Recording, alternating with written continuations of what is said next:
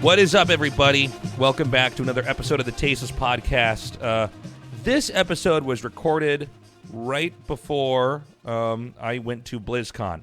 There's a couple other ones that I also have in the tank, and one more that I'm going to do coming up here. But this episode, I interview Wolf, who's a buddy of mine. I'm sure you guys know him, but I've been friends with this guy forever. I've seen this guy through thick and thin, and he's seen me through the best and the worst moments of my life. I really enjoyed this episode. We talk a little bit about going to LA and coming back to Korea, and thinking about the second half of the podcast. We talk about all these major announcements that Riot has made, and we speculate on what Blizzard might be doing in the future. Also, we have, I believe, exactly 100 Patreons now, which means we're going to be incorporating videos soon. Now, there's some podcasts I've already done, and I can't go back in time and add video to those. There's also some podcasts I'm going to do at BlizzCon that I can't video record because it's too much equipment, and I don't know quite how to do this yet. It's kind of a learning process. Hey. Sorry, my cats are fighting. Okay. Continuing on.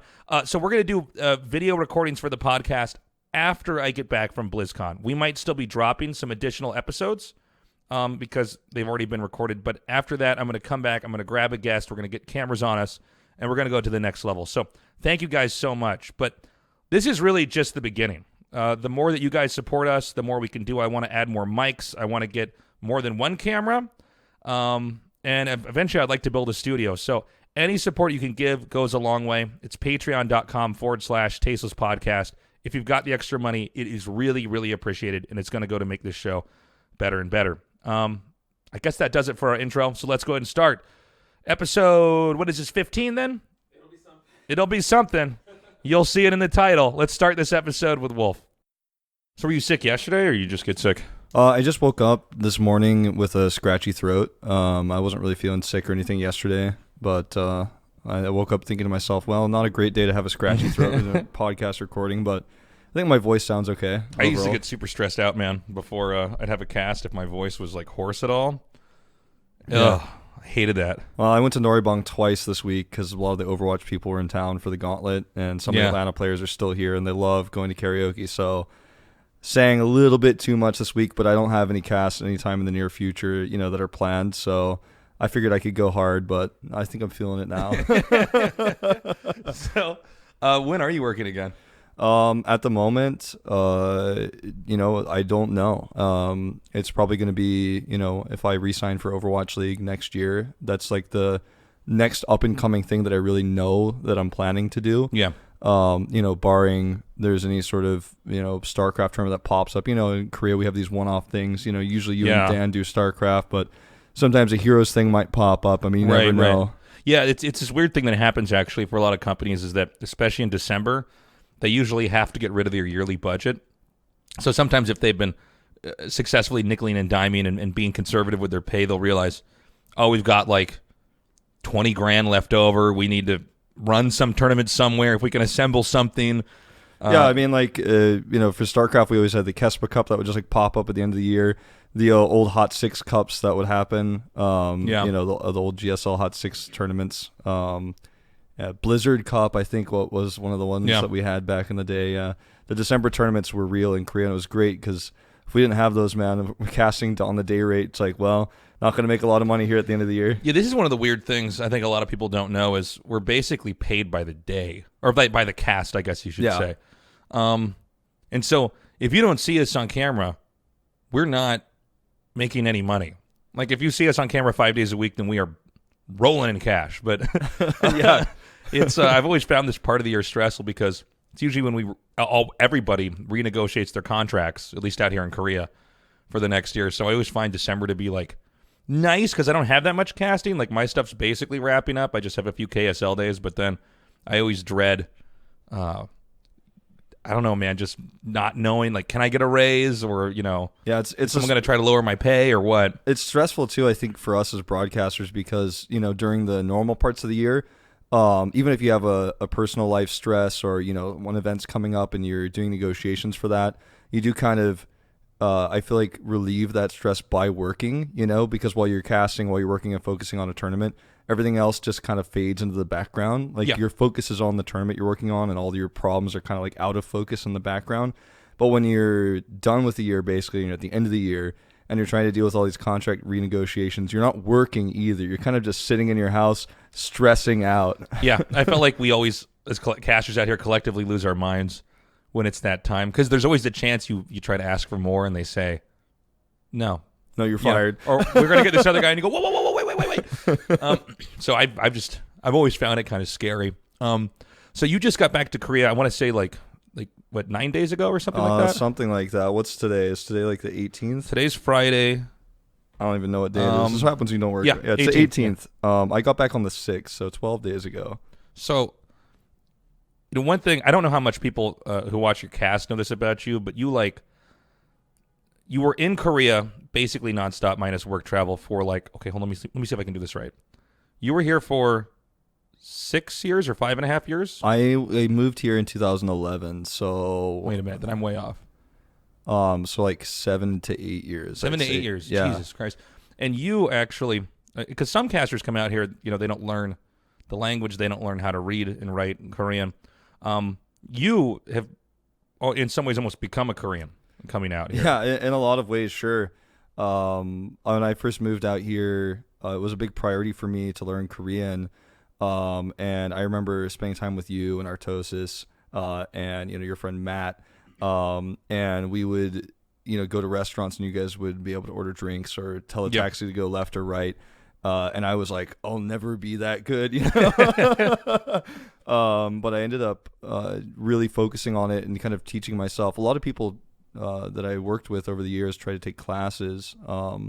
Like Caldor, one of my old co-commentators in StarCraft 2 and in Heroes of the Storm, went to a Korean university and took hardcore classes. But for me, that's not how I really learn quickly. For me, I just have to teach myself and then apply it and try to use it. So when I first moved here, I just spent a lot of time sounding like an idiot trying to talk to people, whether it was at, Huishiks, after parties basically for some of the events I was working on, or if it was out with friends, just trying to talk to Koreans at the bar. And eventually somehow I texted enough, I tried enough, and I got the basics down, and I just started using the building blocks from there. But I think a lot of people trying to learn Korean think that if you just study online or if you just go to classes in the US, you'll just magically learn it, but you have to really immerse yourself. That's how language works. I mean, I studied German for 4 or 5 years, through high school and the first year of college, and I can understand a ton of German, but I can't speak it at all because I've never really immersed myself around Germans and never really tried to speak it. So even though I can understand a lot, it's not really that helpful for me. And I think for anyone trying to learn Korean, come here, come to Seoul, spend some time here, or else I think you're going to have a really hard time. Or you're going to understand things, you'll know how to read and write, but your pronunciation will be so bad that when you come here, no one will be able to understand you. I see that all the time.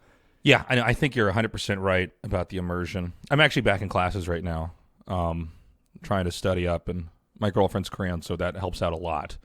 I found that when I date foreigners, my Korean goes nowhere. It's not helpful, for sure. Honestly, dating somebody, I think, is one of the easiest ways, or trying to date somebody in Korea who's Korean is also a helpful motivator. I remember when I first got out here, and I was hanging out with Guillaume Petri, who's also known as Gur, who's the first great StarCraft player, and Reckroll and some other guys, because there were all these professional gamers that were foreigners for StarCraft 1 that switched into poker because they were making too much money. There was no reason to not do poker. And I remember this moment we were at, I guess they're called hunting bars now, where it's speed dating. Yeah, like Blue Ketchup and bars like that. Yeah, places like that. So basically, just really quickly, this is like dating, but like a video game almost, where a woman will sit next to you. If she doesn't like you at all, she can get up and leave, and then another person comes in. Yeah, and it's just a bunch of single people basically, either trying to hook up or trying to find a boyfriend and girlfriend. And that was where I first started learning Korean, was going to those places. But I remember the first time I went, and it was so weird to see white guys speaking Korean. It was so, I don't know why it shocked me. I guess it just hadn't occurred to me until I had gotten there. And this was maybe my first week in Korea. That, oh my God, these guys are actually, they're actually living it. They live out here. They do everything in Korean. And I thought, I want that. I think that's the sort of feeling I had too when I met Guillaume for the first time, and when I met Rekrol, these are StarCraft players that a lot of your audience knows about these guys. They're StarCraft fans, and just watching them. They might not. A lot of these people are StarCraft 2 fans, I find, so sometimes they don't know.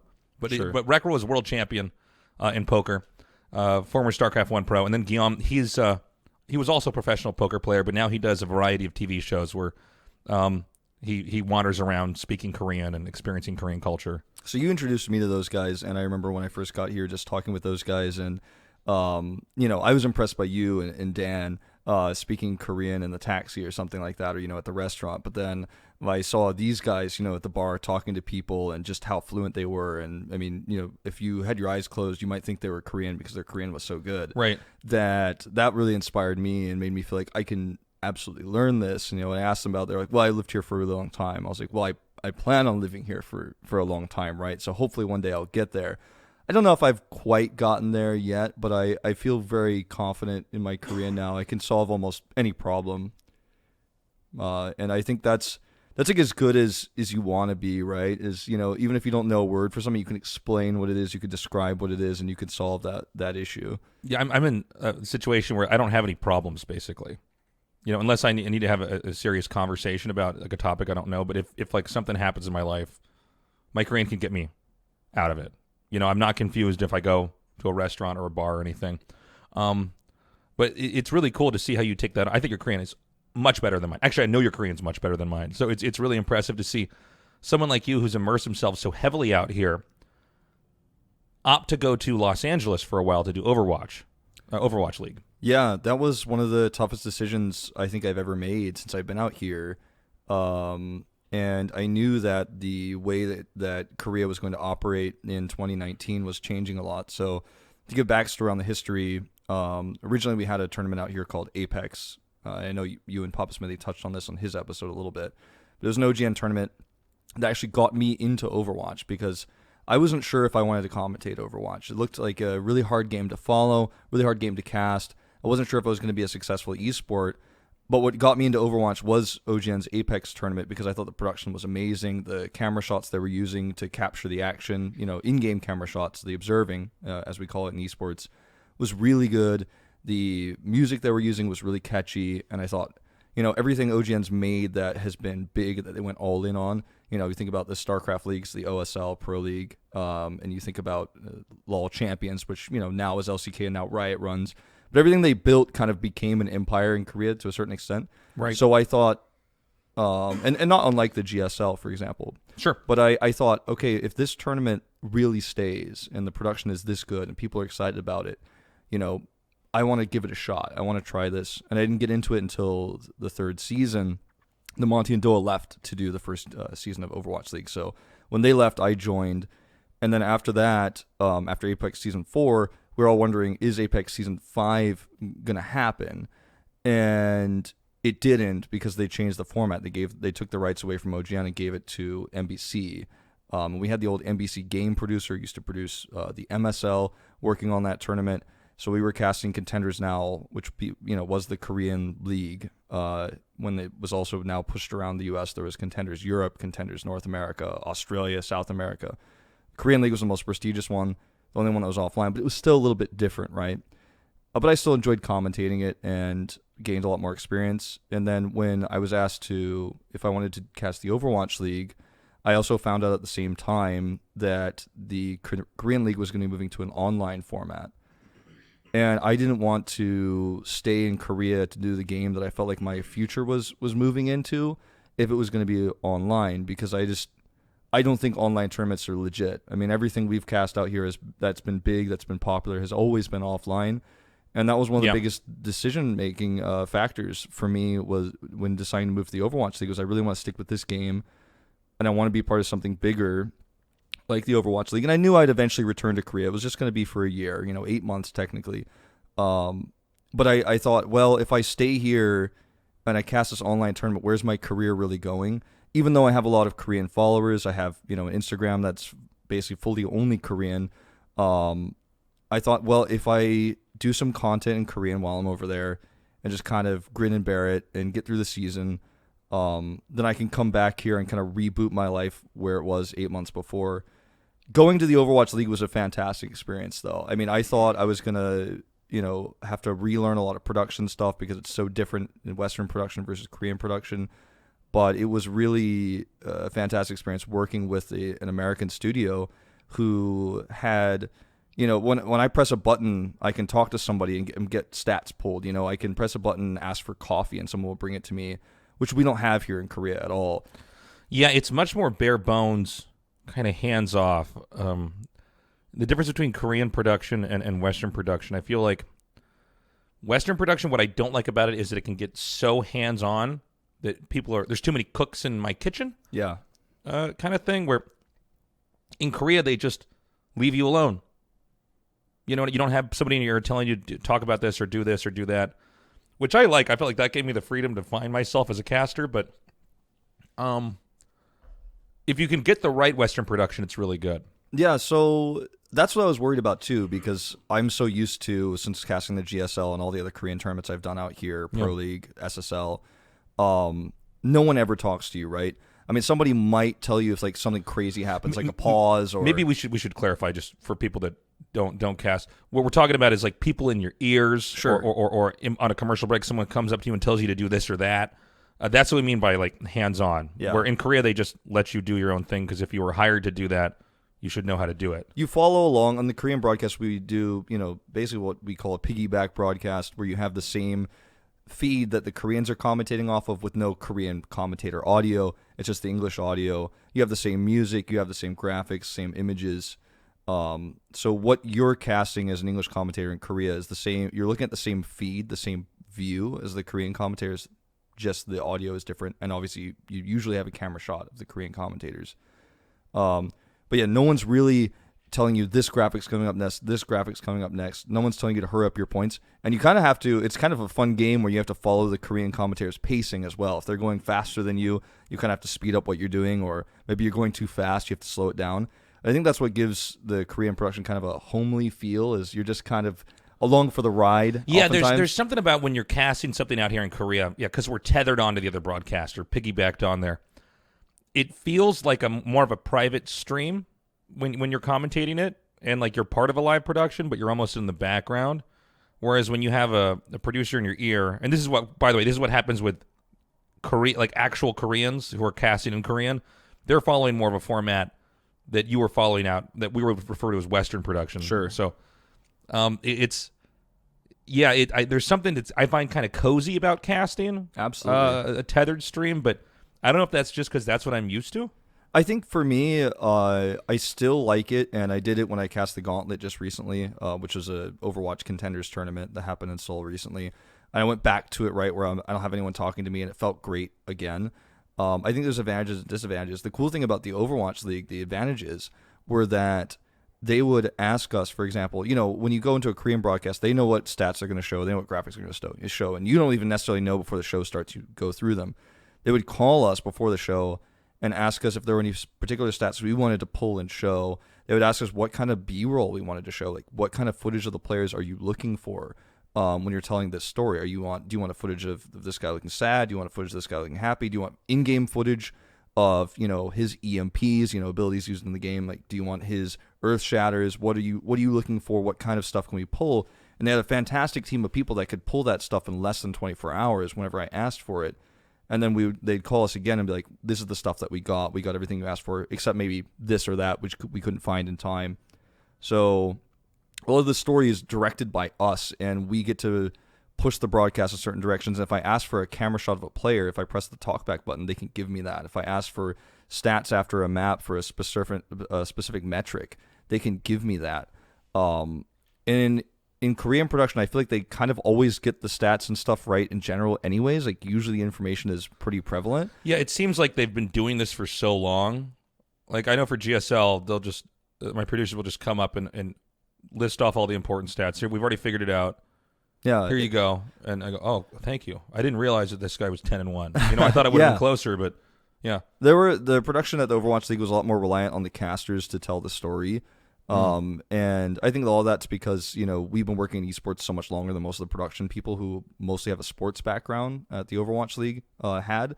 But it was cool that I could if there was a stat that they wanted to show that I thought wasn't relevant, or I thought I don't like this stat, it's not really that important, I could tell them I don't want to see that. I'd actually rather see X, Y, Z, and they would just pull that for me whenever I wanted it. And that's true of all the color casters, basically. I mean, the play-by-play casters could also ask for stuff too, but usually the color casters were kind of in control of the flow of the show. So yeah, I mean, I think there's definitely pluses and minuses. There's advantages and disadvantages for both, Korean and Western production.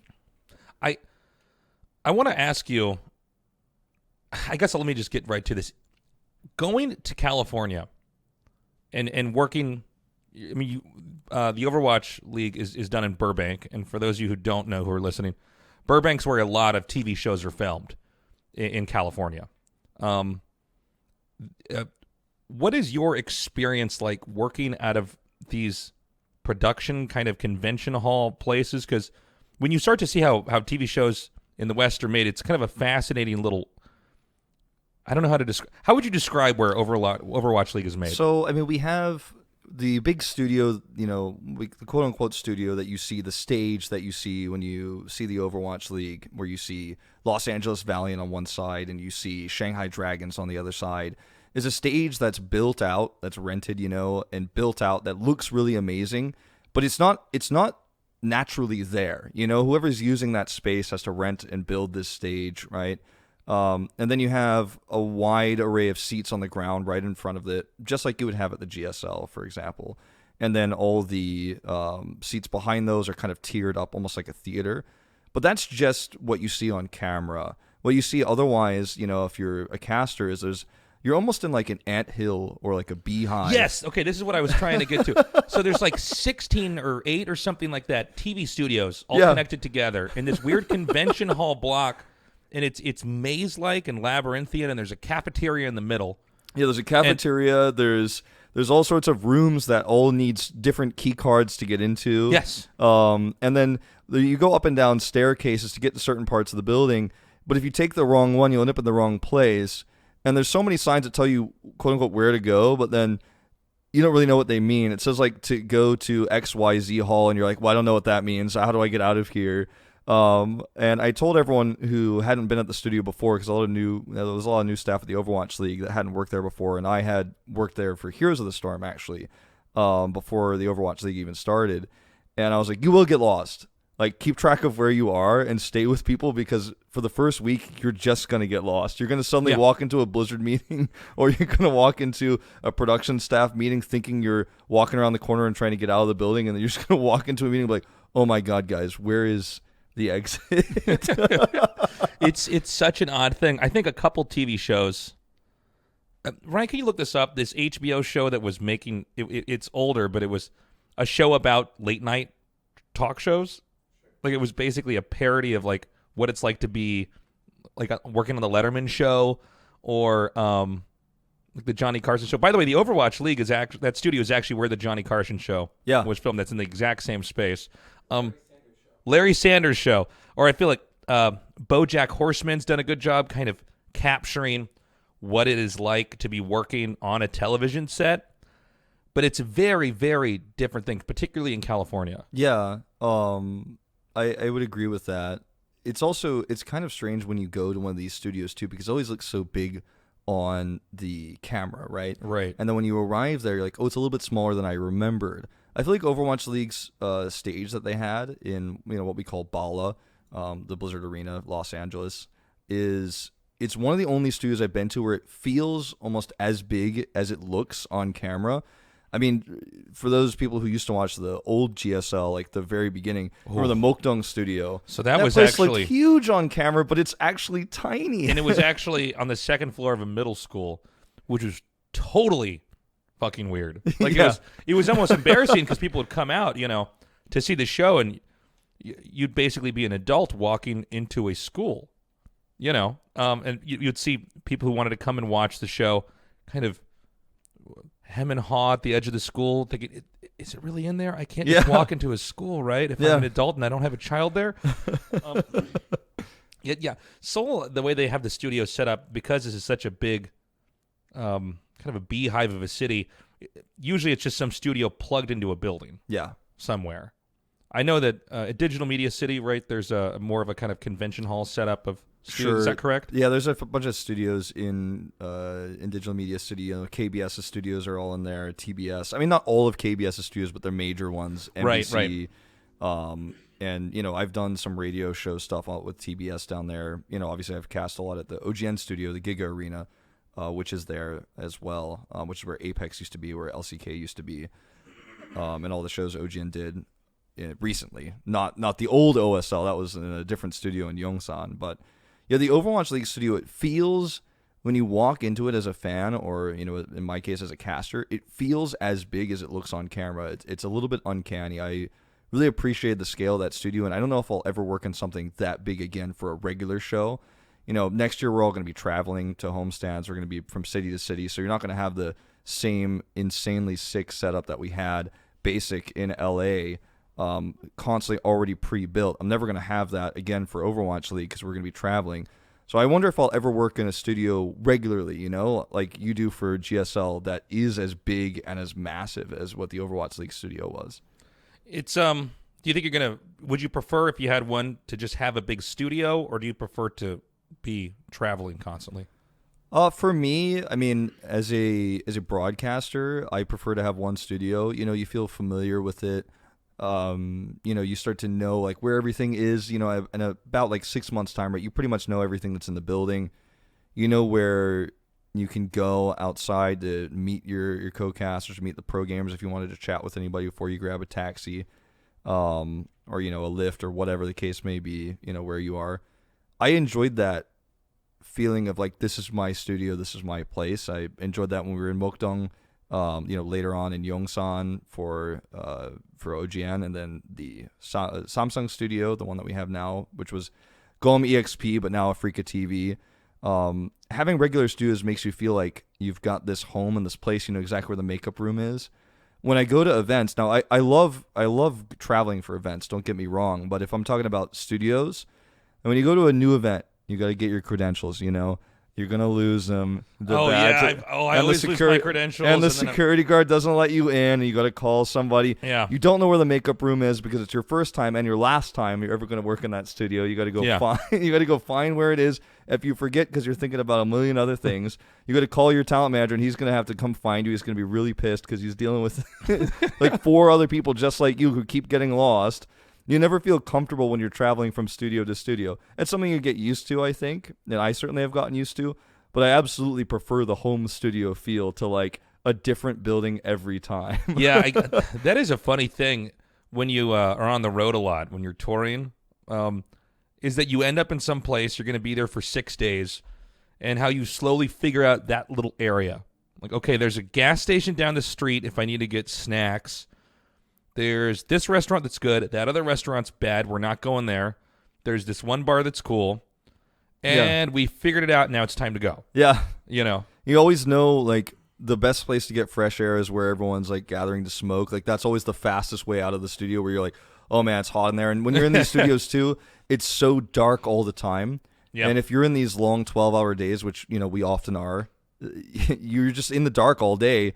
So if you don't walk outside every few hours, you're a vampire. Did I tell you about this whole thing? This is back when I had panic attacks, but I went to a doctor and they tested my blood, and they were like, whoa, you have like no vitamin D in your body. And I'm like, what? And they're like, do you get any sunlight? I thought, no, I guess I don't. I guess I wake up, get into the train, the subway, so I go underground, pop out for maybe a minute and a half, and then walk into a studio. And the doctor was like, you got to get sunlight. And then once I started just spending a little bit more time outside, I realized, oh yeah, I guess if I don't get any sunlight at all, I suddenly feel like shit. Yeah, if you just go into the train and then get to the studio, by the time you're done with your show, it's dark no matter what. And then, you go out with your coworkers afterwards, grab a drink, then you go home. If you stayed up late, like we do because we're gamers, then you wake up late. There's not that much sunlight outside anyways, even if you had a day off.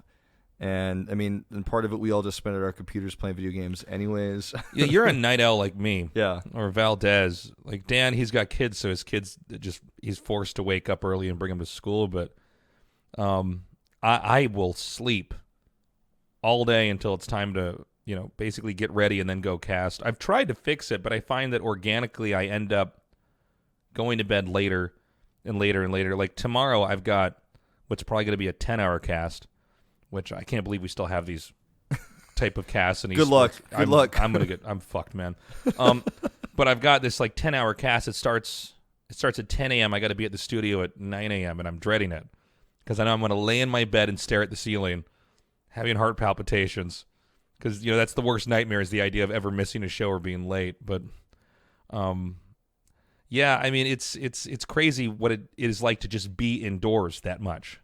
Yeah, and I think it's something that we all have kind of dealt with at one point or other in our lives. I think as you get older, you start to, at least for me, my parents always told me, go outside. You need to appreciate nature. You need to go out and see the world and see trees and go on a hike. And when I was younger, playing video games all the time, I just never had any interest in that. But as I got older, I was like, oh, I do want to go out and see the world and go hiking and be outside and take bike rides. And luckily, I did get that appreciation later in life, because if I didn't, I probably would also have no vitamins in my blood. And, it would be super pale. I mean, I am pale, but paler if you can imagine. We're both pretty vampiric, to be honest. So, like, what was it like to get to L.A.? I mean, a lot of people have strong opinions about Los Angeles. As somebody who was living in Seoul, and then you grew up in Atlanta before that. Am I correct on that? Yeah, that's right. Yeah, you grew up in Atlanta. What is it like moving to Los Angeles, and what is it like living there? So I moved into an apartment in Glendale, which actually is a really interesting place. It got a bunch of big malls. It's a pretty famous area. It's got a bunch of like malls and shops and restaurants, and there's a place called the Americana that's very famous there, fancy shopping center. But it's also got a heavy population of Armenians. The Armenian embassy is nearby. So I kind of lived in a unique place within LA, right? Basically like Armenia town, but then also with a bunch of shopping centers.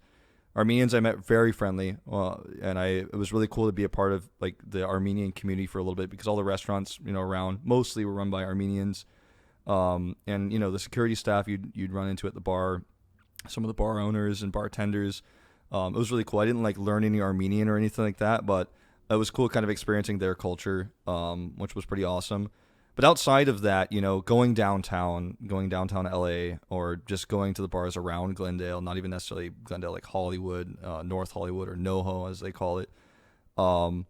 It was a different culture from Korea, because I find that in Los Angeles, the two things that really stand out to me are, one, people are very sensitive compared to here. Yeah, that's true. Extremely so. And the second thing is, a lot of the people that you'll meet are trying, like if you talk to a stranger at the bar, it feels like every person I talk to is trying to make it but failing. Yeah, actually, I know exactly what you're talking about. Yeah, the song with Boulevard of Broken Dreams. Like, yeah, it does feel like that. Like, you meet somebody and they'd be like, "Hey, what do you do?" And I would tell them that I'm a video game caster. If I was feeling up for it, because oftentimes, you just kind of go like, "Oh, I'm just here for business." You don't really want to go the whole story. But yeah, totally. I would tell them, and they'd be like, "Well, that's preposterous," And I'd say like, "Well, it's not that weird. I mean, these guys, some of them are making hundreds of thousands of dollars salary. Like, this is a franchise league. It's not that different from the NFL."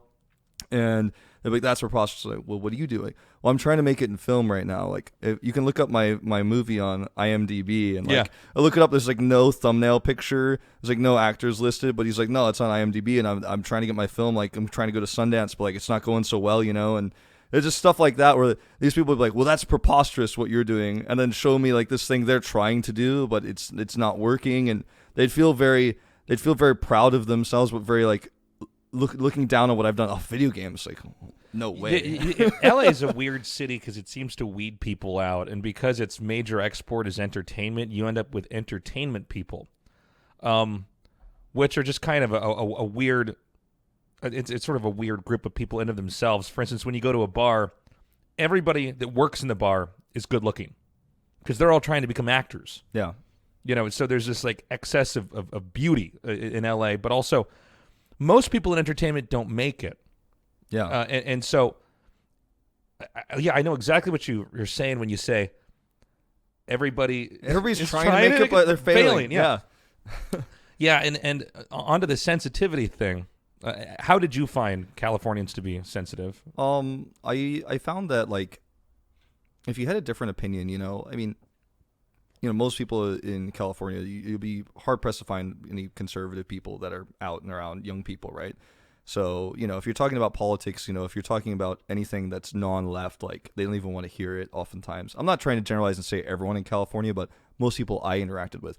But, like, that's what you would think my answer would be, right? But I mean to say, even, for example, when people would want to talk about Marvel movies at the bar, and I would say, oh, I'm just not that interested in Marvel movies. Like, I think there's too many Marvel movies, and, like, I'm kind of burnt out on that. Like, this is a topic that came up so many times in LA. Really? I'm very burnt out on Marvel movies, or I don't like the horror genre or whatever. Like, well, I do, and like, so what if you don't like it, And I'm just telling you, like, I just, it's not for me. Like, and I feel very strongly that I'm kind of tired of Marvel movies, and people would get very upset that I would attack that they liked Marvel movies, or that they liked the horror genre and the films that have been coming out recently for that, which I don't really watch, right? I felt like whenever someone wanted to talk about something pop culture-wise, music as well, oh, that's just not really for me. A lot of people, not everyone, again, I'm not trying to generalize everyone in LA, but a lot of people would take some offense to just me even having a counter viewpoint to, like, what sort of pop culture they liked. And I found that to be really strange because, here in Seoul, and in Georgia as well overall, I find that when you have a counter view to someone, it actually sparks discussion usually.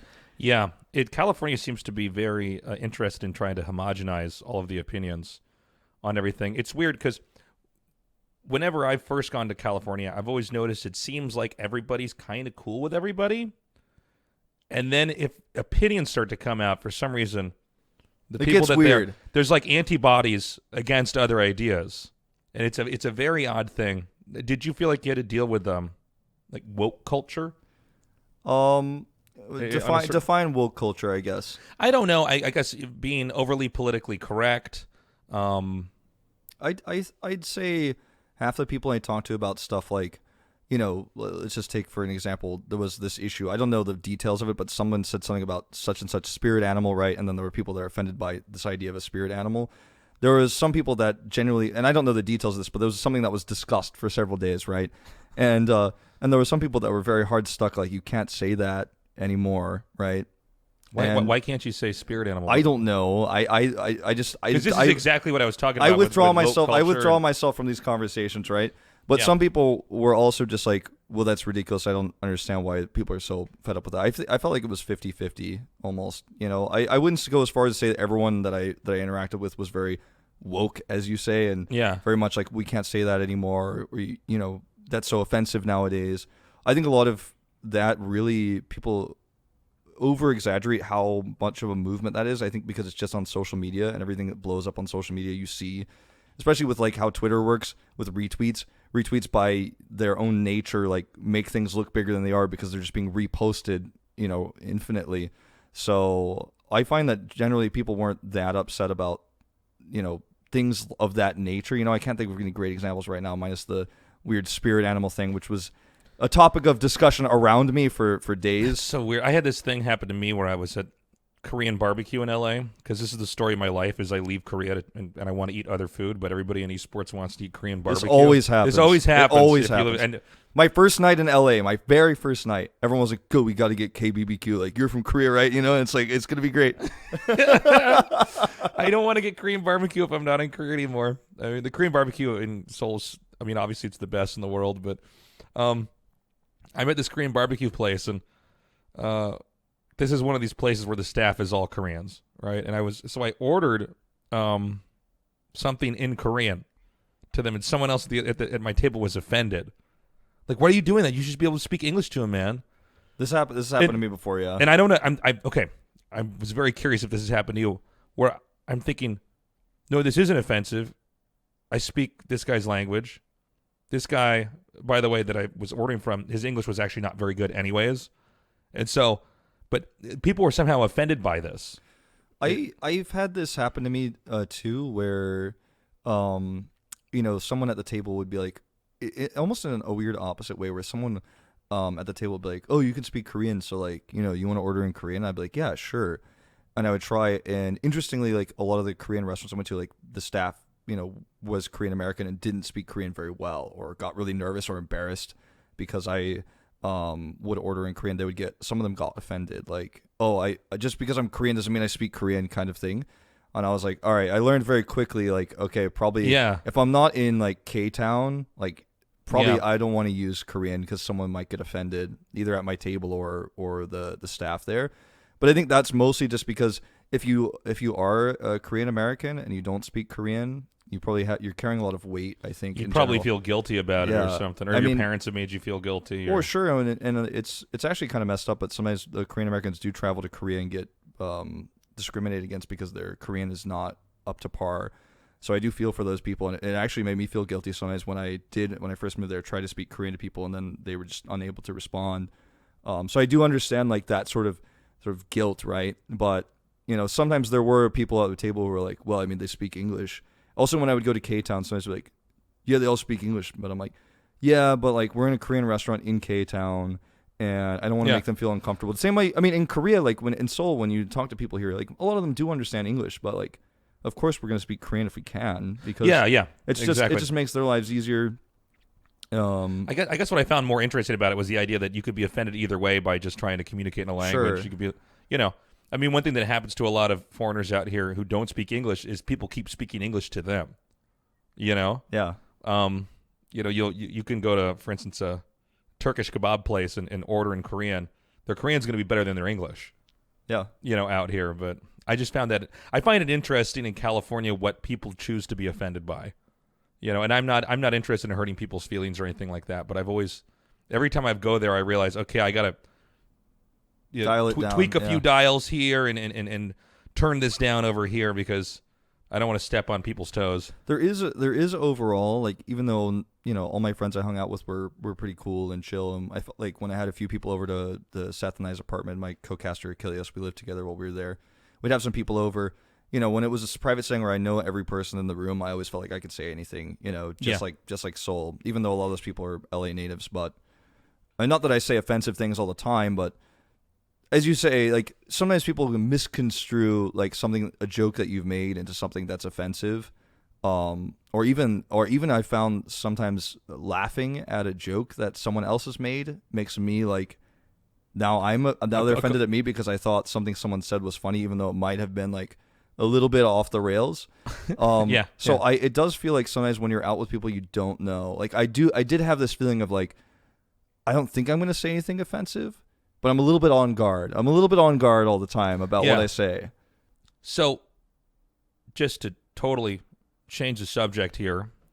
So this has been a very bad year for Blizzard, the company that their games we represent.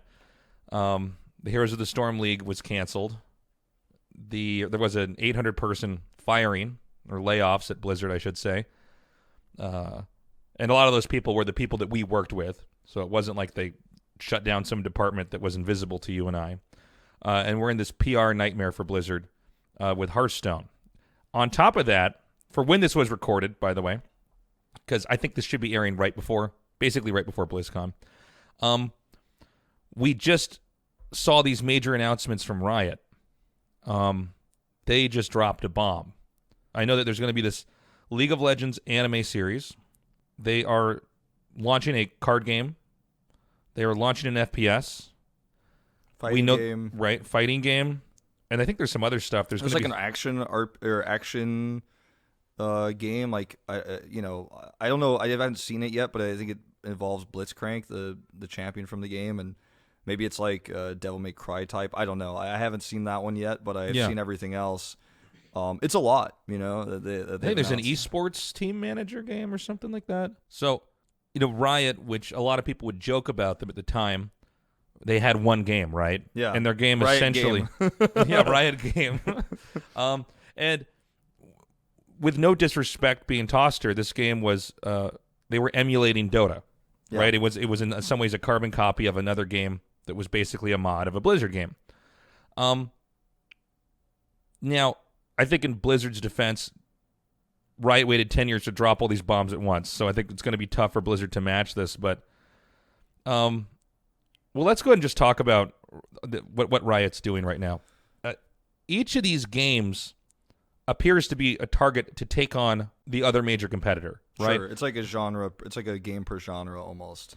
Yeah, they. I mean, I'm sorry. What's the card game called, Ryan? It's Legends of Runeterra. I think. Legends of Runeterra. Okay, this name is still new to me, so I'm still trying to absorb it. Obviously, that is their target is to take on Hearthstone and everything like Magic the Gathering. We have this FPS game, which appears to be some kind of a merger of Overwatch and Counter-Strike. So there's Valve's in the crosshairs there, as well as Blizzard again.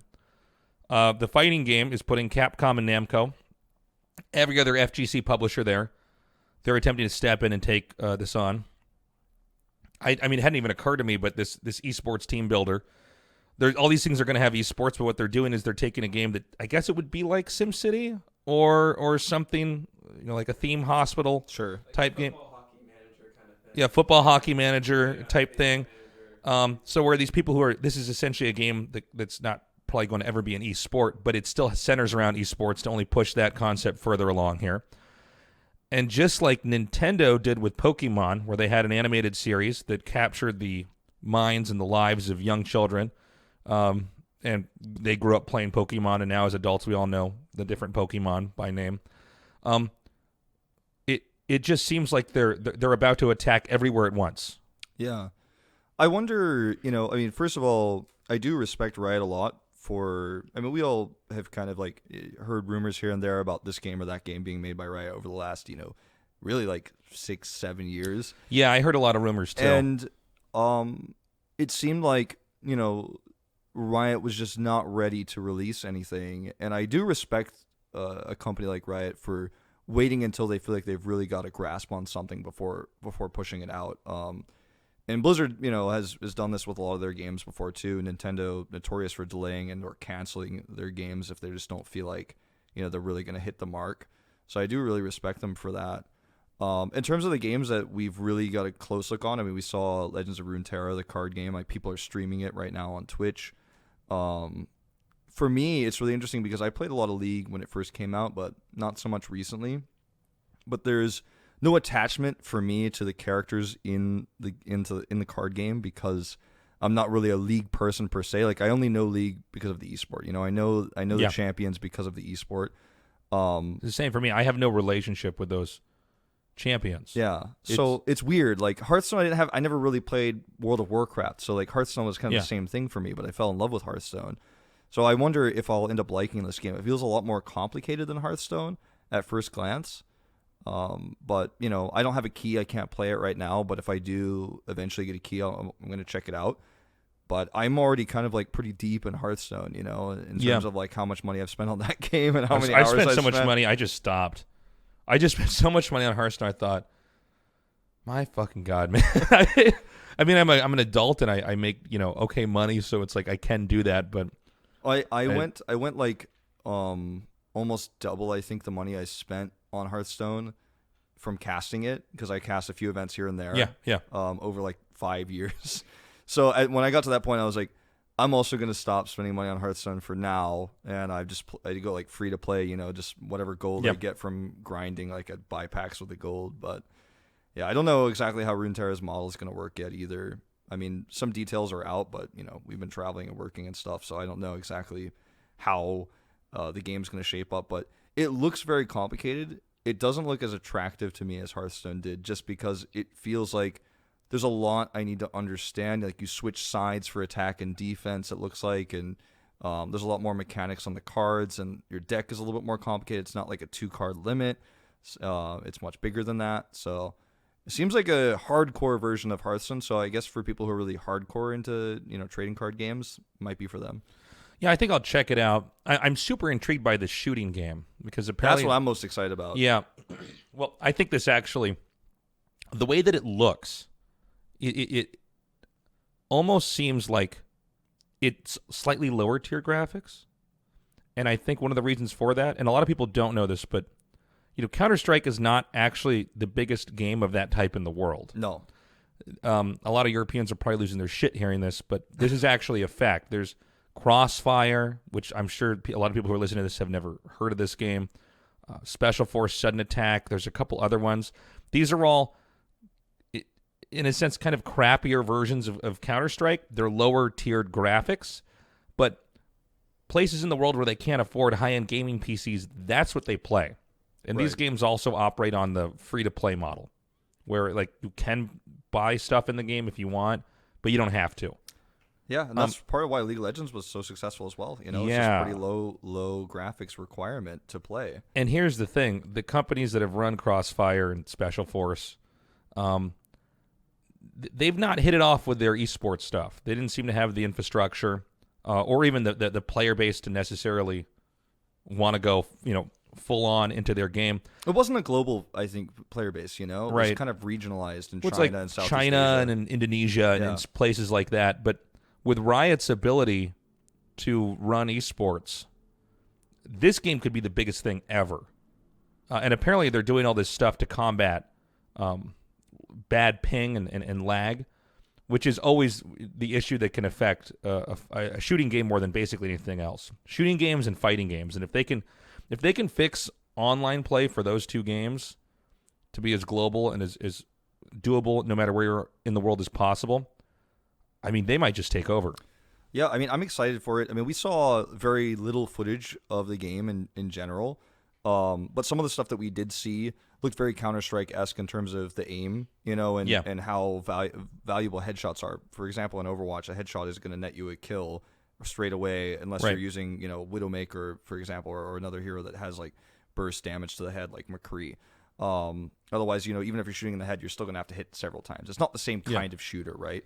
It's not a realistic shooter. And this game, even though it has, a character that fires shurikens, it seems like the shurikens operate a little bit differently than, like, say, Genji's shurikens, right, in Overwatch, where it's much more precision-based, and I think that's really cool. Some of the abilities we saw, too, look like one ability is kind of like sets up a smoke bomb. One's kind of like a smoke bomb, but it's in a line. At least that's what it looks like, right? So, a lot of people who are diehard Counter-Strike fans look at this saying, well, I don't like that there's abilities in the game. Maybe it's not for me. The abilities kind of, at least from what I'm seeing, mimic those of like a smoke grenade or a flashbang potentially. So, well, there's also the Counter-Strike community's reaction. I mean, they really did a great job embarrassing themselves. I mean, I've never seen and I'm coming from StarCraft, which also has historically maybe been the most insecure out of all the gaming communities, and at the same time elitist. But to suddenly see all these people who I guess didn't know about the game at all to come out and start talking out against it, I mean, just talk about showing how threatened you are. If you don't like it, don't play it. Yeah. And that's a game that actually has a very healthy competitive scene. So I thought that was pretty amusing to see people act like that on Twitter. Yeah, I thought that was pretty interesting too.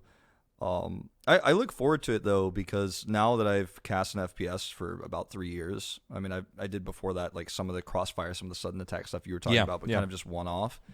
And now that I've cast like a really popular FPS game and kind of know how casting FPS feels and how, even though it feels like oftentimes it's aim based when you're or when you're watching it as a viewer, like there's so much macro play in Counter-Strike, there's so much macro play in Overwatch about where you are positioned, where you're moving as a squad. And Counter-Strike, whether you're doing an eco round or if you're buying all AKs or et cetera, et cetera. And I would love to cast another game that's like that, but also has like some abilities and talking about cooldowns and positioning. It looks really exciting to me. I think it's gonna pop off in Korea if the graphics are tuned a little bit. I mean, we saw like pre-alpha footage, so who knows? Right. But it reminds me of almost. It's a little bit cell shaded. It's not that cell shaded. It's very clean. I think you're 100% spot on. I think it will run on low end PCs. So that means people can play it on their laptop, right? Which is huge for Korea. It used to be, can you play it on the weak PCs at the PC Bond? Can you play it on your mom's computer? But now everyone's got a laptop for school, right? Can you play it on your school laptop? If the answer is yes, it's probably going to do well. Also, I guess from a game design perspective, the big question for what way they're going to take it, and maybe there's a middle ground here, is, Counter-Strike, it's all about aim, but not just that. It's also about flashes and nades, and can you napalm this certain area? Or I'm sorry, Molotov, not napalm. What the fuck am I talking about? Molotov in a certain area. And a lot of that is about controlling vision, right? Where it seems to me, and correct me if I'm wrong, because I'm not an Overwatch expert. Overwatch is more about using objects like shields, like barriers to push into locations. Yeah. So I'm wondering which direction they're going to take that, because they FPS games operate totally differently depending on if it's a mobile barrier game or if it is flashes and smokes. I think the people like to talk about barriers in Overwatch, but I think the big unique thing about Overwatch that no other game really has is the support role, the healing role. Like even TF2 really only had medic that could heal you, right? And it was the closest thing we have to that is Mercy, right, in Overwatch. But the fact that you have healing and tanks, frontline tanks, the barrier, sure, but you have this big guy, Reinhardt, you've got a Winston, this monkey that leaps forward. Like the healing aspect changes how the game is played entirely, and it plays like a MOBA because of that. And even though I think most people would classify Overwatch as an FPS, I kind of almost classify it more as a MOBA, even though it has that FPS element. I would agree. And I think that this game feels like, even though it may have some abilities, I don't think there's going to be any healing aspect to it, right? Because if one shot can kill someone to the head, and it seems like that's kind of, at least in the footage we saw, that's a huge factor. They in seem to want to make it very clear in the small video that was playing that this is one of those games where when you get shot, you die. If you're dead, you're dead. If you're dead, you're dead. You're not. It's not like Overwatch or Quake where you can eat a rocket and go heal yourself. Yeah. The dev did make it clear there was not going to be any respawns, so like kind of like Counter-Strike style. But I did notice that it seemed like there was a res mechanic in one of the videos where one of the characters kind of rezzed one of the characters that was another character that was outside of like a choke point, and then he shot and killed somebody who was hiding inside. Maybe like PUBG, where if you have a teammate, and they're crawling around on the ground, they're basically dead, but you can res them. Yeah, it might just be that one character's like main ability. Maybe they can only use it once per round or something like that. But maybe they have like a really weak gun, because we don't know if and correct me if I'm wrong, but we don't know if you're going to be able to buy guns per round yet. Or no, I think this was leaked. I believe it was leaked that you can buy guns per round. Okay. I hadn't heard that, but I saw a picture of it. It's on Slasher's Twitter account. Okay. He said, and this is according to people that saw like in the distance what appeared to be a buy round, but I'm not sure. Okay. And they could always take that out. I might be totally wrong. Sure. That's what I heard as a leak. If there's a character that, for example, can res, like maybe something unique to them is they don't fire guns or they have limited selection they can buy in the shop. I don't know, but that's one of those things I think is going to turn CS players off, is that I got this sick headshot kill on somebody maybe through a wall or just around the corner, and then this guy was hiding and then he rezzed him and then he killed me after getting resurrected. I think that might turn some people off, but like personally, I don't care about it. It's cool for me, as long as it's balanced and as long as it doesn't define the game, then I'm always open for abilities like that personally. What about with the fighting game? I've talked about this in other podcasts that I've done with different guests, but it does seem like out of all the games, the types of games, I should say, that people know how to make, fighting games, they really figured it out the most. There's so many good fighting games out there that are balanced and deep and beautiful that I can't name them all off the top of my head. Yeah, the fighting game, the thing that I always think about with fighting games is how do you make sure that the characters that you've created can interact with each other in a meaningful way? Like, there are bad matchups in fighting games, right? Sometimes you get outranged. Dalsim is one of those like noob stomping characters in Street Fighter, because he just can outpoke you. And if you don't know how to block correctly, you don't know how to approach, then you're just going to get owned, right? But if you make a fighting game where it feels like a lot of matchups are like that, then everyone's going to be upset, right? No one's going to have fun. I think that for me, if I look at this fighting game as one of the big things I think Riot should be careful about is making too many characters at release. Yeah. I feel like if it's like 8 to 10, they'll probably be okay. But if they're going for like 16 plus, that is just so hard to balance. Or, I don't know if you've tried to play Tekken 7, but, I've been trying to pick it up from time to time, and it's like there's too many characters when I walk in.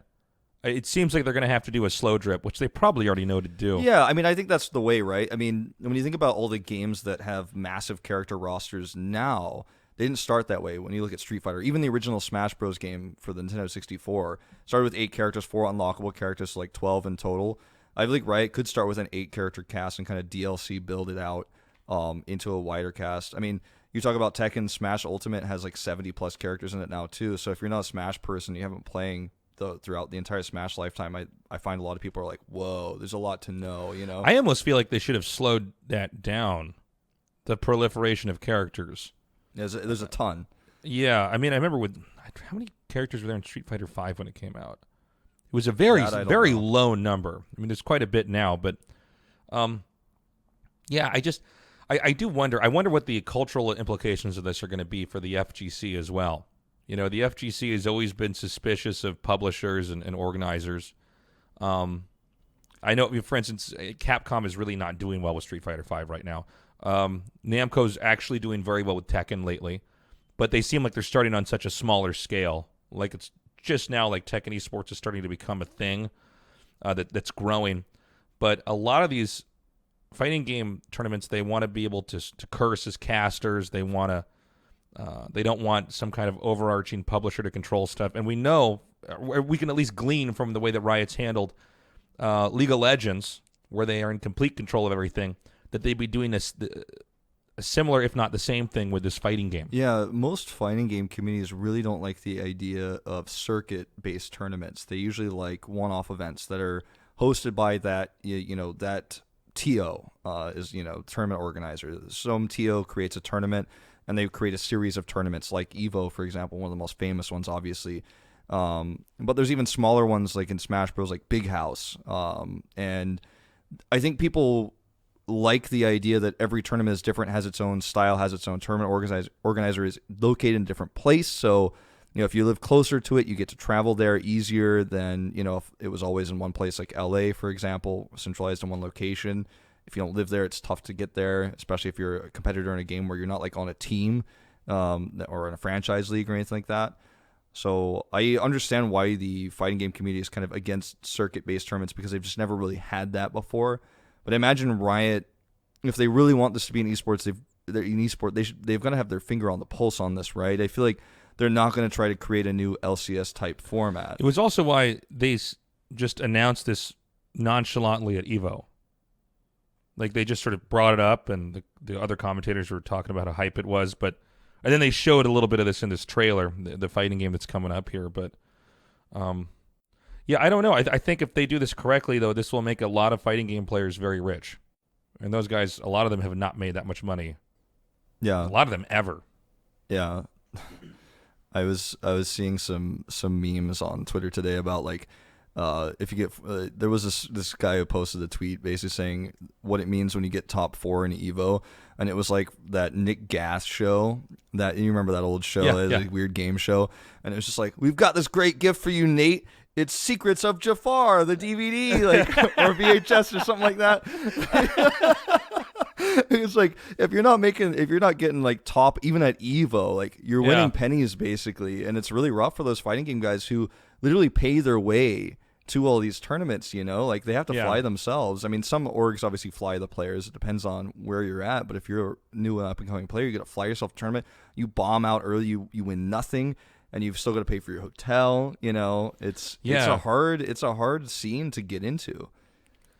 I'm also wondering as well, how is Riot going to handle suddenly having all these games out here? I mean, I think part of the reason why they were successful is because they had all their eggs in one basket.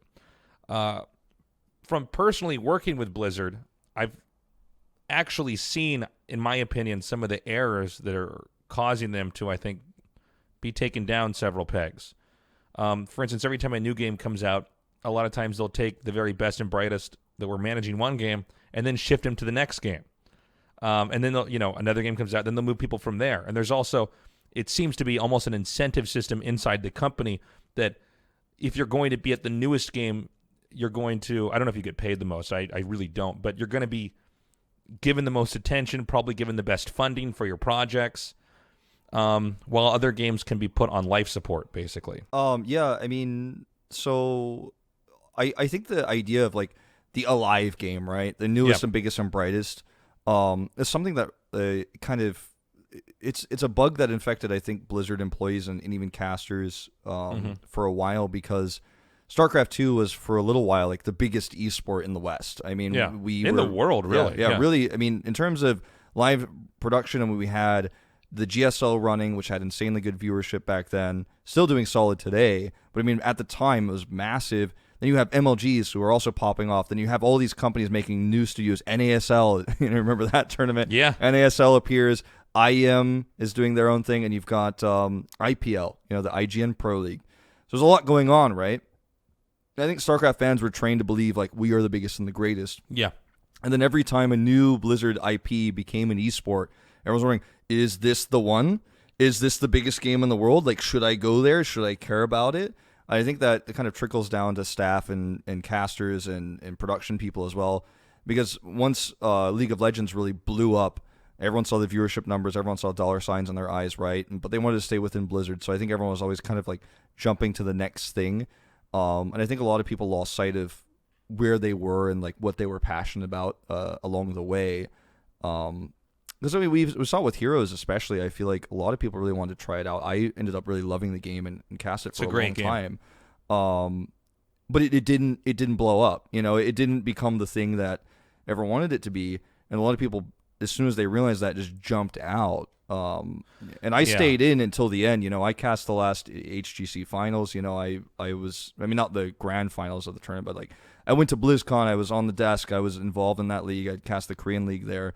I stayed with Heroes until the end. I think a lot of people like to just jump out like right when the new thing comes out. Yeah, I've always found this to be kind of gross. And you'll see like how do I say this? No matter what, your game will never be the biggest forever. It just doesn't matter. It's unfortunate to see that Blizzard opted to kill Heroes of the Storm, because that was the first signal that they were willing to kill anything else. You know, I mean, I think Overwatch League would certainly be the last thing to go, right? At the moment, sure, yeah. But, you know, we don't know, right? I mean, there's still, as far as I understand, funding StarCraft, but they've been doing it less and less each year. But, yeah, it's too bad to see this almost disease happen where if the game isn't the biggest, people want to leave immediately. Like, what is that? I think it's just people chasing success and fame, which is, you know, like a common thing that happens in general. You know, everyone wants to be on the biggest thing. Every investor wants to invest in the biggest game, the biggest, wherever they're going to get the most clicks on their ad. You know, that's why we have, you know, why journalists even online like have gotten rid of a lot of their integrity and are just posting clickbaity titles, because it's about getting the biggest, the best, the clicks, right? We're moving towards a world where everything is going so fast. Yeah. I mean, you know, Heroes of the Storm, if you think about the length of HGC's existence, which is really about 2 years, like the official existence of HGC, compared to like how long the GSL was popular at its start and how long it's still going for. Yeah. I mean, that was, the GSL started in 2010. That was, you know, 9 years ago, but it's still going. And how people thought about esports and products and you know, creating a long-standing league in 2010, that's not that long ago. But things have changed so much since then that everyone is like, kill it in a year if it's not good, you know. Like, I mean, I don't know where Fortnite and PUBG and Apex Legends are going to be in 2 years, but I think they're all trying to compete in the same space and they're all struggling. And how many of them are going to last, I don't know. But are people investing towards the future, or are they only thinking about the now? And I think a lot of people are thinking only about the now. I think you are 100% correct on that. Speaking of PUBG or Fortnite, one of the things that I found most interesting was what Riot didn't announce. They have no interest in stepping into a battle royale. I think intelligently so. I think they've realized that people making battle royales right now is another disease in of itself, where there's too many battle royales. What they've really done is they're stepping into the places that are getting ignored. It really makes me hope they make an RTS, by the way, because there's another genre that's just, you know, everything when I was young was an RTS. Yeah. There were tons of RTS games at stores, and now everybody's completely backed away. I think in part because Blizzard backed away from RTSs. But they, with Riot, they did not want to touch battle royales. And I don't know what your thoughts are on this, but I think that's genius. I think it's safe. I mean, it's just an oversaturated market right now. In an overall, otherwise, I think oversaturated esports market that we have, where everyone's trying to make their game into an esport. You know, I for one was very surprised to see that Rocket League took off as an esport. You know, when I played the game, it felt like a fun couch co-op type. Like, I'm going to play with my best friend. We're going to mess around. We're going to fuck around for like 2 hours on this game and then go out. And then it became like really competitive and really serious. And there's a world championship. And, you know, you just never know which leagues are going to take off. But everybody's trying. And as a result, you know, some leagues are doing very poorly. And it's unfortunate. But I mean, I think the game industry too, when you think about what it was like in 2007. I think it was 2007 when StarCraft 2 was announced, when they unveiled it in Korea. I think it was around 2007. Didn't come out for many more years. At that time, all the RTS people were really excited. You and I are really excited. But I think just gamers in general were like, this is big because everyone's talking about it. Because games just big, major titles didn't get released that much. Yeah. And now we have all these mega consoles. We have Nintendo Switch. That thing just spits out games. It's crazy because every publisher wants to be on it because the sales are so good. You've got the PC culture that we have where the PCs are so good that you can port almost any console game to a PC. There's just so many games. Like, I can't play all the games I want to play, and then I can't play all the esports titles that I want to play. And I can't, if you're an esports fan, how the hell can you watch even like 1/5 of everything that's out there? I mean, I don't think you can. So nothing can be like as big or as popular as some of the best games are now or even were before until like the fan base is just bigger, because we have like, a limited amount of people in esports. I think it's growing slowly, but until it like explodes further, I mean, we're just splitting viewership across like way more titles than we used to. When it was like StarCraft 2 and League of Legends are the only esports that are really doing well on Twitch, and Counter-Strike to a certain extent, those tournaments were all doing insanely well, and they still are, but it's like split. You know what I mean? Yeah. Yeah, I don't know. It makes me wonder. Is Blizzard fucked on some level? I mean, I want to talk about BlizzCon coming up here, but I mean, our company doesn't seem to be in great shape. Almost everybody that I know has left. Now, that doesn't mean there can't be smart people that come fill in those gaps, but I don't think Blizzard is fucked. To answer your question directly, yeah. I think Blizzard has a bunch of great devs, especially the ones that have stuck around. We lost a lot of devs over the years, but I think Blizzard makes good games. And right now they're having the same struggles that we've been talking about. There's just so many games, all these genres are oversaturated. Outside of like RTS, Hearthstone was the card game that blew up, but then now there's so many card games, and a lot of them are failing super hard. Yeah. And we've seen already. I wonder, how do you keep iterating on a game like Hearthstone? How do you keep iterating on a game like World of Warcraft when it feels like it's already been done before? Yeah. That's why I think a lot of people are really excited for WoW Classic when that was announced and when that came out. Because it's like, with World of Warcraft, it's just, the game is just getting better and better and more user-friendly. But I think something for a lot of people was like lost along the way, how new player-friendly it was. Everyone wanted to go back to something a little bit more hardcore. I think if Blizzard can figure out how to make their games, take them back in a way, like if that makes sense, like go back to their old design philosophies, then I think their games are going to do really well. I don't think they're doing poorly by any means. They laid off a lot of people. I think they're trying to trim the fat a little bit right now, but I think that they will bounce bloat back. is very common in huge companies. Yeah, I mean they've got so many IPs and probably have a bunch of IPs that we don't even know, that haven't been announced yet or released yet. So I feel like we should wait and see. I mean, I'm a little bit biased. I work in the Overwatch League, and I think it's doing pretty well. Like the viewership has kind of exceeded what most people's expectations were, and now we're trying something amazing with going overseas and basically having these 20 different cities that we're going to have homestands at around the world. It's something that no one's really done. I mean, the closest thing is probably just like CSGO majors where the teams are traveling a lot. I think it's going to be big. I think it's going to be exciting. It might take esports to a new place. Will it be like, I don't think the Overwatch League doing this international model will be the best version of that we ever see. Maybe in 5 years, because people learned a lot from what's going to happen next year in Overwatch League, they have like the ultimate version. But I think it's a really good start, and I think it's a really huge move for esports, and I think a lot of people should look at Blizzard trying this in terms of, yes, it's only one of their esports, and a lot of people are sad about the scale of StarCraft nowadays and what's going on with Hearthstone recently, and HGC is gone. But I think people should remember that Blizzard is trying this crazy thing with Overwatch, and it could really push the future of esports forward. People are worried if Overwatch League fails, it's so bad for esports. I think it's already past that point, and now like can it even push the boundaries further? I don't know. What are your predictions for announcements at BlizzCon? I think I don't know what's being announced, just to put that out there. I don't either. I have no idea. I think we will see another Blizzard Classic type game. Obviously we had StarCraft Remastered, then we had Warcraft 3 Reforged announced, and I guess that's going to be released soon. I feel like with where we're going with Diablo right now, we had you guys don't have phones, Yeah. Don't you guys have phones or whatever? Yeah, I think that it would be pretty touching if they announced at least that they're working on a Diablo-style project. I imagine there's going to be a Diablo 4 announcement. I just have to imagine that's going to happen because they need a win with that. If there is, in fact, no Diablo 4, I would imagine they're remastering Diablo 2 at the minimum. That's it what would I'm have thinking. to be one of those two things, right? Yeah, I mean, perhaps both, but that would be a lot, right?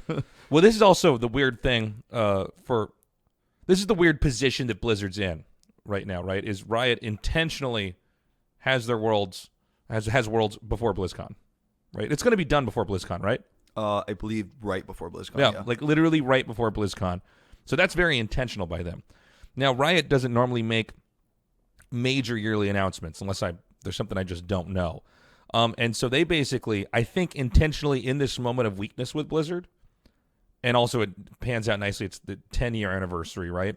So with all this money they've made off of League of Legends, they've had these little projects incubating. It's going to be hard for Blizzard to match those announcements because Blizzard always had an announcement every year at BlizzCon, right? So there's no way Blizzard can announce as much stuff.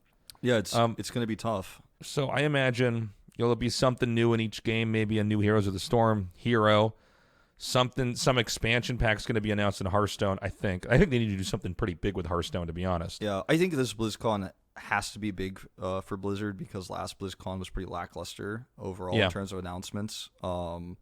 So I think we should expect something huge. I mean, it could be something as game-changing as like Hearthstone goes to a monthly subscription model instead of like you buy packs. Like it could be something huge like that really grabs people. I mean, when they did the WoW Classic announcement, that's something that people have been wanting forever because they've been shutting down the private servers, right? And people are like, I want to play WoW Classic, and they're like, I'll give it to you. We're going to have dedicated servers, and we won't shut them down. They're going to be going forever.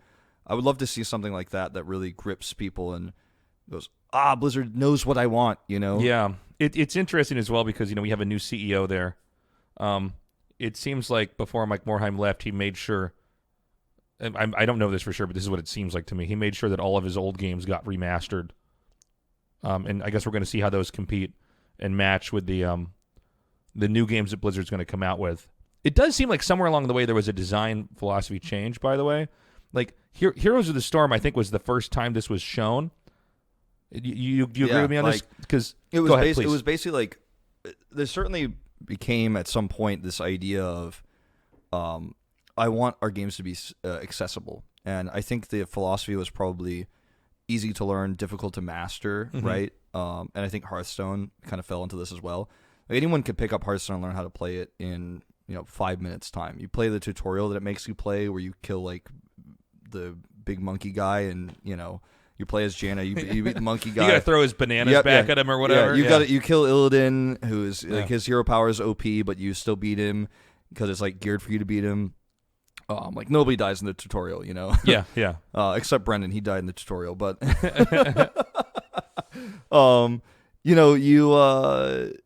you have to like look at how Hearthstone is built and like how Heroes is built, like no items, shared experience, and think, okay, we're trying to reach out to like a bigger audience than like Blizzard's mostly, I think, hardcore audience that they had before. Yeah, Diablo was a hardcore game. StarCraft a hardcore game. Warcraft 3 was pretty hard. Yeah, I mean, it's a very difficult game. Actually, what I meant, because I was thinking of something totally different. I thought Heroes of the Storm was the first time that Blizzard indicated that they were interested in another company's success with their game, and thought, well, why don't we try to make our own version of that? Like Heroes of the Storm, there really weren't major card games out that were like that. You mean MOBAs? Well, you're talking about Hearthstone. I'm sorry, I meant Hearthstone for a second. Okay. Like card game, competitive card games. There was nothing like that on PC or iPad or phone until Blizzard did it. There was nothing really like StarCraft or the Warcraft 2 until Blizzard did it. There was nothing like Diablo. I mean, that spawned the whole dungeon crawler thing. Yeah. I guess there were MMOs, but Blizzard's MMO was so crushingly good and advanced, and those take a long time to make as well. But Heroes of the Storm, and obviously no shade thrown at Overwatch, but Overwatch as well, they basically looked at a successful Valve title that they never capitalized on, which was Team Fortress Classic, and kind of MOBA-ized that almost. But I'm sorry, I'm rambling a little bit here, but basically it does seem like that's when the company took a different trajectory, was during Heroes of the Storm. Yeah, I mean, Heroes and Heroes of the Storm and what we had a million other MOBAs coming out at the same time. What was that? Vainglory on tablets. Right, and, right. What other MOBAs were coming out? I mean, there was always Heroes of New Earth, but I mean that was an older one. What was that one that had like Marvel characters or something that totally flopped? Yeah, Infinite something. I don't know. Somebody could look it up. But a lot of MOBAs were coming out around that time, and everyone really wanted to get in on the success of League of Legends and Dota 2. And Blizzard wasn't the only company that tried that. But I think you can look at Heroes of the Storm very similarly, I think, to a lot of how people look at Apex Legends today, for example, because when Heroes first was announced, people were really excited. People were losing their minds. And the viewership was really high the first few tournaments, especially BlizzCon. They had all the big orgs, like Cloud9 was playing in it, for example, Na'Vi, and all the big orgs in Europe were really getting into it, along with the NA organizations. So, and a lot of Chinese organizations as well. Snake had a team. DK had a team as well. So it looked like, okay, this is the challenger, right? Like, I think everybody thought Blizzard made it so it can't fail.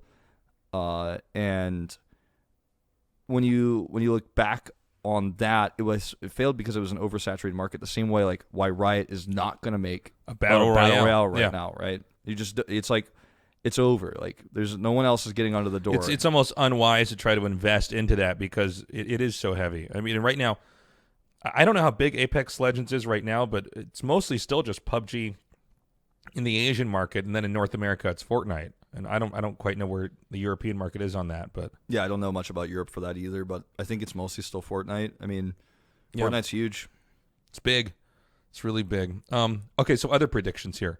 I think that there's probably going to be, if it's not announced now, later, an Overwatch movie or some kind of series. I've always thought, the moment I looked at that trailer for Overwatch, I thought about how much it looks like a Pixar movie.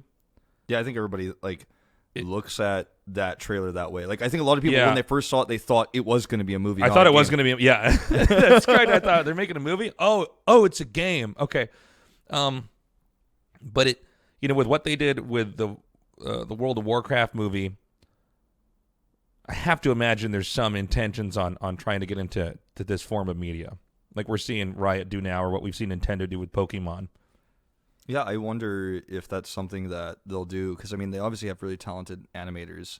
Right. I mean, it's not just like the Overwatch shorts, but if you look at some of the StarCraft 2 cutscenes that were made, like the scene with the probe, I guess they like canonized him into Probius later. Yeah. But the probe who like puts the pylon down, and that cutscene for Legacy of the Void, and then all the zealots warp in to fight the Hydralisk.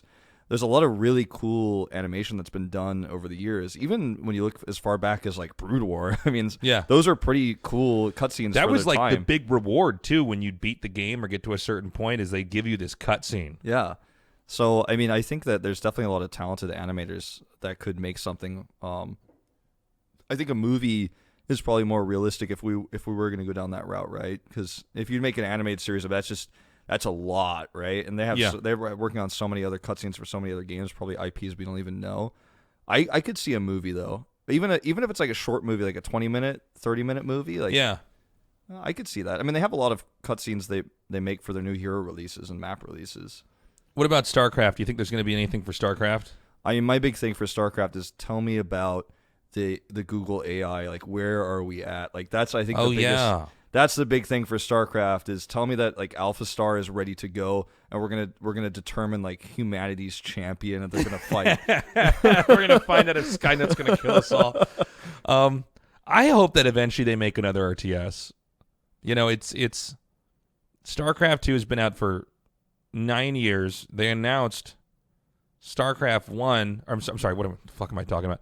StarCraft 1's been out for 21 years. They announced StarCraft 2 after StarCraft 1 had been out for 10 years. Now, no one's told me anything about, I don't know, Blizzard keeps a really tight lid on this stuff. A lot of the people that are actually making the games don't even get to interact with the rest of the company. It's crazy. But I would love for them to be making another StarCraft. I'd love to see another Boom or something like that come out. I don't think it's going to happen this BlizzCon, but I got my fingers crossed. I mean, StarCraft 2 esports has had a really good run. Yeah. Like the shit we were doing out in Korea started a lot of all the stuff that's happening all over the world. But I don't see why they wouldn't give it another shot. I don't know. We'll have to see. It's a market that's definitely hurting for new games. I mean, whenever an RTS comes out nowadays, even if it's small, like everyone tries. I mean, the best example of this was when Total Biscuit recommended to Dan Tooth and Tail, I think is what it was called. Right, yeah. And then like all of us were just like downloading that game and trying it because we're like, I mean, it's an RTS and like the graphical style is pretty unique and weird, but I think everyone's like, yeah, I mean, fuck it, it's RTS. Like I want to try. Like, yeah, there's nothing wrong with RTS games. I mean, They Are Billions crushed it. Yeah, that's another game. That was big on. I don't know how big it is on Twitch anymore, but I mean, that game was huge and everybody was super into it. So I'd love to see Blizzard go back to their roots. I mean, a lot of their success has been built on RTS. Do you think there's any chance there's going to be something totally new, like a new IP? New IP. I mean, if they were going to announce it, I feel like this would be a great year to do it. After last year was, pretty tame BlizzCon. You would say they should not have done that cell phone game announcement. I mean, it was so weird because we were there, we were backstage. You were in your your section of the hall. I think I was in the D hall. You were in the C hall. Yeah. Because at BlizzCon, if you guys have never been, it's like each of these, I believe it's 4 to 5 convention hall blocks all connected. And I mean, I saw that happen live. And man, you can almost see it from a corporate standpoint. They were looking at how much money cell phone games, and everybody started nodding their heads at each other and going, yeah. No, and Candy Crush has done this well. And if we take Diablo and we put it here, and how much, what the cost is of it, and we can get access to all these different markets, and cell phone gaming is getting bigger and bigger in Asia. It's like they forgot how this is perceived. Sure. I almost think if they had ordered everything differently and had the Diablo phone game be the first announcement and then put Warcraft 3 Reforged at the end, they could have avoided a PR nightmare. Yeah, I mean, I think a lot of companies are dealing with this right now. Like Nintendo has released a lot of mobile games as of late. Mm-hmm. Like they made a bajillion fucking dollars off Fire Emblem Heroes. I mean, I'm a big Fire Emblem fan, and the idea that I could basically collect Fire Emblem characters across like it was like 17 games now. It feels like maybe it's like last like 14, but they have a million Fire Emblem games they've made. You can collect these characters. I was like, this is cool. I didn't spend that much money on it, but I was like, cool idea. That probably made them so much money. There was the Mario game they made, and now they've got Animal Crossing. Yeah. And they just recently released a Mario Kart game. And a lot of the fans, outside of Japan, I think mostly are really upset that Nintendo might be getting too deep into the cell phone market. Like, are they going to give their, hardcore fans, their console fans, the cold shoulder when the cell phone market gets like way too big? I think a lot of people are worried about that. I think people have been wanting a Diablo game for a long time, like a traditional Diablo game for a really long time. It's been almost as long as it was since StarCraft 2 was released, since Diablo 3 came out. So people are really hungry for that Diablo 4. And when you give them this instead, it just, I think for some fans feels like it's almost a slap in the face, because they're like, what I want, and you gave me this. Yeah, a company that built itself built itself off the hunger of PC gamers to suddenly drop a cell phone game. I think the only way that you can ever do something like that, like let's say they have a StarCraft cell phone game, I don't think that's unrealistic to have happen, because Clash Royale is so big. Command & Conquer, I never played the cell phone game for that, but apparently that does quite well. You can't announce a StarCraft cell phone game unless you are also announcing that there is a StarCraft 3. The same thing with Diablo. Assuming that there was a Diablo 4, they should have announced that and said, we can't show anything to you yet, but it's coming. But by the way, the same way that Bethesda launched the Fallout cell phone game. Oh yeah, I haven't seen it, but I heard about this. But this was a while back. But when they were announcing, I think it was Fallout 4, they basically showed some photos and then said, and also there's a cell phone game that's out right now, so check it out too. And everybody was super hype and excited. I think if Blizzard done it that way, it would have been better. I think they also should have just put the cell phone game out there. I mean, if it's really going to be that good, just give people access to it, and don't tell them until it's actually out there, because people can speculate. They did this thing with Hearthstone that was really intelligent. I think Blizzard wasn't that confident about presenting Hearthstone and making a big deal out of it. when they were making it. What makes you think that? Well, there was barely any mention of it at BlizzCon. They kind of mentioned this thing, and they had a small stage on the side that, It was announced at like Gamescom, wasn't it? Actually, when I believe so. Because I think they were cognizant that we're doing this thing, but it's just kind of happening over here. It was made by a small team of people, and it's going to be on the phone. But we'll have a PC version, but don't worry about it. And then I think Hearthstone did so well that then when it came time for their next cell phone game, they were so excited they actually forgot that the stigma that comes with cell phone games. Yeah, I feel like Hearthstone was so successful not only because it was just so cleanly made by Blizzard and super. The interface is like great for PC and for phones, but yeah, I think streamers made Hearthstone. Like streamers actually blew that game up. Well, that is also the most spectatable game. If you can play Hearthstone at all, you can just sit there and watch and process what's happening. It's also probably one of the best dual monitor games. Yeah, whether you're watching a stream or you're like, I don't know, watching a documentary and you have Hearthstone on the side, you can always kind of play. It's almost like knitting. Yeah. On some level. It's like something to do with your hands. I don't know. Well, hopefully this BlizzCon kicks a lot of ass. You're not sure if you're going to be going, right? Are you? Yeah. I don't have any plans to work the event at the moment. Yeah. But I mean, I might go just as a spectator. It's still up in the air for me. Not sure if I'm going or not. Well, if you're down there, let's get a beer. Absolutely. How did this podcast go for you? It's been pretty fun. I'm like worried. I'm like, did we talk too long? I have no idea how long we've been on here. Let me see how long we've done this for. This went on for about an hour and a half. Whoa. Okay. You're I easy was to talk worried to. we were at like 2:30, and I was Wolf. like, oh no. Wolf, it's 1 a.m. and we got to end this. No, this is great. I really enjoyed doing this. Is there anything you wanted me to ask you before I close this out? No, not really. I think I don't think this will be the last time I do a podcast with you. So I don't think I'm going to let you get away with just doing one podcast with me. All right, let's close this one out and go to the after show. Thanks for watching this episode, guys. I hope you enjoyed it. Again, thank you to the Patreon donors. We got to 100. So we're going to be having video that we're going to be recording for the podcast after I return home from BlizzCon. Again, if you guys like what you're hearing, please support us on Patreon. It goes a long way. It really means a lot. Before we close this out, we got to thank our supporters who gave us 100 or more. And you guys make a huge difference, seriously. So thank you so much. Wolf, will you read them for us? Yeah, I bet you didn't expect me to be the one reading the names. He's back. You thought he was gone. We haven't gone to dinner just yet. Yes. I'm still here. He's still here. So special thanks to John Kernicki, Charlie Cheever, and Rohit Sambadi. We love you guys. Thank you so much for supporting us. And that does it for the podcast. This podcast was produced by State, artwork by Alaris, and music by Mark Lentz. We'll be back with more podcast, Tasteless podcast stuff after BlizzCon. See you guys again soon. Bye-bye.